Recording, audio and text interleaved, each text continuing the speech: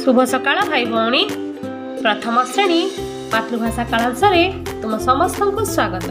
भाई भौणी माने आज आमे गोटे नुआ पाठ पढ़िबा। आज आमे शब्द मानकरे आकार मात्रा जोग करिबा। ता पूर्वरु चलो देखिबा। देखो एठी क जोग आ समान क आकारे का। क जोग आ समान क आकारे का।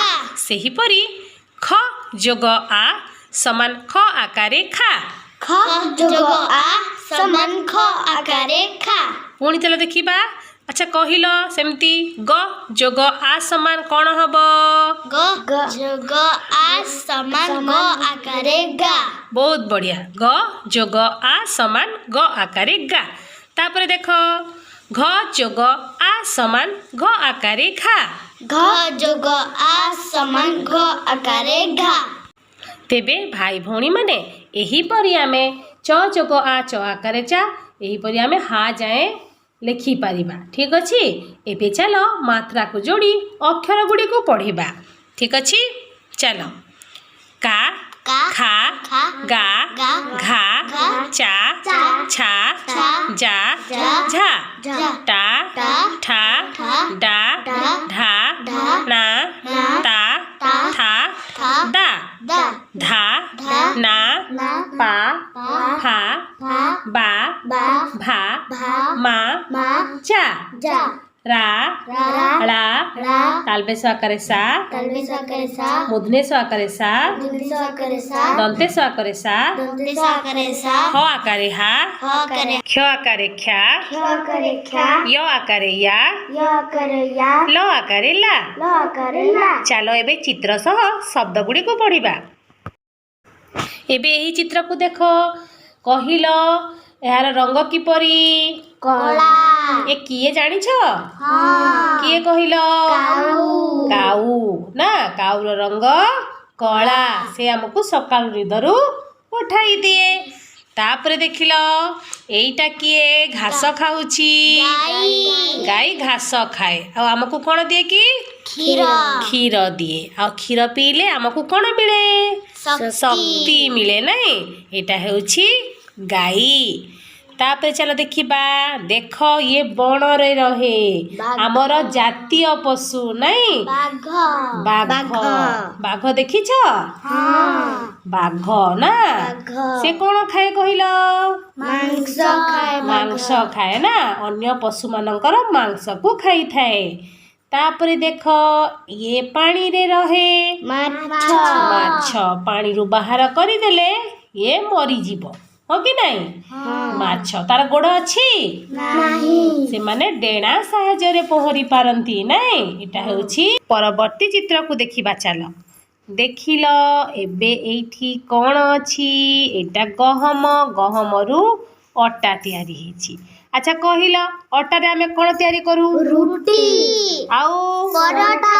तुमे खाइछो भल लागे ना। एटा होछि अटा गहम रु तयारी। एबे चलो तापर चित्र देखिबा। एटा धान गछरु चाउल रु एटा भात। एटा कोन कहिलो भात खाइछो हमर प्रधान खाद्य हेउछि भात। तापर चलो तापर चित्र देखिबा कोन अछि।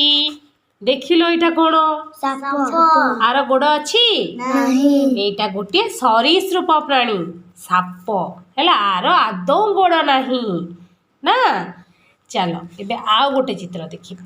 देखिलो एटा कृषक चाष करे बिल रे एटा कोन धान ना धान रु हुए चाउल रु हमें भात रोषेई करू हैला ता होछि धान।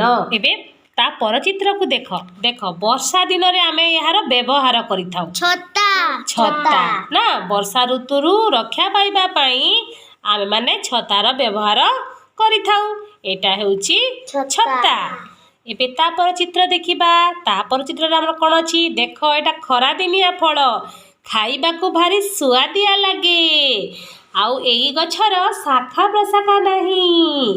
को गछ चिनी पारुछ एटा कोन ताळ तमे जानि नथलो ना एटा हेउछि ताळ।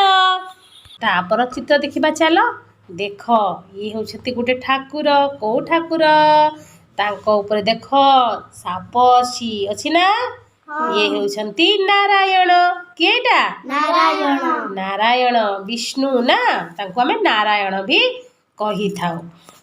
ଚାଲ ଏବେ ତା ପରବର୍ତ୍ତୀ ଚିତ୍ରକୁ ଦେଖିବା। ଦେଖିଲ ଏଇଟା କ'ଣ ଐରେ ହୁଏ ଶବ୍ଦ କ'ଣ ଭେରି ଗୁଡ୍ ବହୁତ ବଢିଆ ଭାଇ ଭଉଣୀ ଐରାବତ ଉପରେ ବସିଛ ତମେ ବସିନ ହଉ ଥରେ ବସିକି ଦେଖିବ। ଭାଇ ଭଉଣୀ ମାନେ ଏବେ ଚାଲ ଆଉ କିଛି ନୂତନ ଶବ୍ଦ ଗୁଡ଼ିକୁ ପଠନ କରିବା।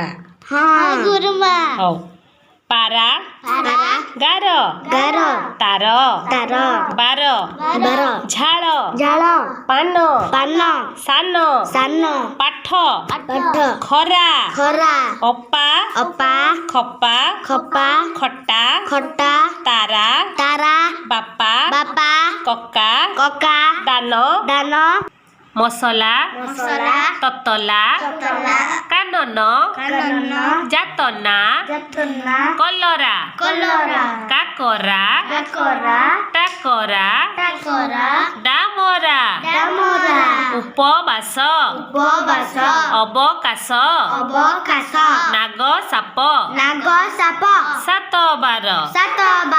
ଏବେ ଚାଲ ଆଉ କିଛି ଛୋଟ ଛୋଟ ବାକ୍ୟ ପଢିବା। ଟାଣ ଖରା ଛତା ଧର କଥା ମାନ ବାଟ ଚାଲ ନଖ କାଟ ହାତ ସଫା ରଖ। ଏବେ ଚାଲ ଗୀତଟିଏ ଗାଇବା। ତାରା ଭରା ଆକାଶ ଚାଷ କର 12 ମାସ ମନ ଲଗାଇ ପଢ ପାଠ ଚାଲ ଭାଇ ଭଲ ବାଟ। ଭାଇ ଭଉଣୀ ମାନେ ଏବେ ଆଗକୁ ଚାଲ ଆମ ପାଇଁ କିଛି କାର୍ଯ୍ୟଫର୍ଦ୍ଦ ଅଛି ସେହି କାର୍ଯ୍ୟକୁ କରିବା। ଭାଇ ଭଉଣୀ କାର୍ଯ୍ୟଫର୍ଦ୍ଦ 1ରେ ଅଛି ମାତ୍ରାଯୁକ୍ତ ଅକ୍ଷରକୁ ବିସ୍ତାରିତ କରି ଲେଖ। ଏଠି ଗୋଟିଏ ଉଦାହରଣ ଗୁରୁମା ଦେଇଛନ୍ତି କା ସମାନ କ ଯୋଗ ଆ। ସେହିପରି ମା ନା ଗା ଯା ଘା ଧା କୁ ଆମେ ସେମିତି ବିସ୍ତାରିତ କରି ଲେଖିବା। ଯେମିତିକି ଦେଖ ଏଠି ଅଛି ମା ମ ଯୋଗ ଆ। ଠିକ ଅଛି। ଏବେ ନମ୍ବର 2କୁ ଚାଲ ଯିବା। ନମ୍ବର 2ରେ ତଳ ଶବ୍ଦରେ ଆ କାର ମାତ୍ରା ଯୋଗ କରି ଲେଖ। ଦେଖ ଯେମିତି ଏଠି କିଛି ଶବ୍ଦ ଗୁରୁମା ଲେଖିଛନ୍ତି ତାକୁ ଆମେ ଆ କାର ମାତ୍ରା ଯୋଗ କରି ଲେଖିବା।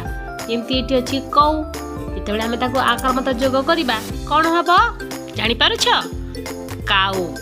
ଠିକ ସେହିପରି ଅଟ ଆକଶ ବଘ ଚଷ କଲର ଘଟ ପନ କବଟ ଆକୁ ସବୁ ଆମେ ଆମ ଖାତାରେ କରିବା। ଠିକ ଅଛି ନା ଭାଇ ଭଉଣୀ ସମସ୍ତଙ୍କୁ ଧନ୍ୟବାଦ।